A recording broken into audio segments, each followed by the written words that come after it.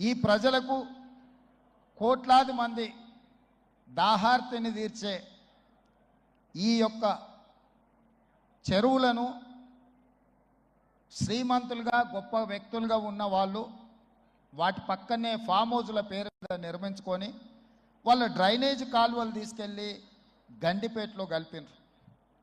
నేను ఇక్కడ వేదిక మీద ఉన్న పెద్దలతో పాటు ఇక్కడ వచ్చిన భక్తులను నేను ఒకటే మాట అడగదలుచుకున్నా. ఇవాళ వాళ్ళ విలాసవంతమైన జీవితం కోసం నిర్మించుకున్న ఫామ్ హౌజుల నుంచి వచ్చే డ్రైనేజ్ గండిపేటలో హిమాయత్ సాగర్ తాగునీటిలో కలిపితే ఆ నీళ్లు హైదరాబాదు నగరానికి తాగడానికి సరఫరా చేస్తుంటే వాళ్ళు నిర్మించిన అక్రమ నిర్మాణాలను వదిలేస్తే ఇక నేను ప్రజాప్రతినిధిగా విఫలమైనట్ట కాదా మీరు ఒక్కసారి ఆలోచన చేయండి.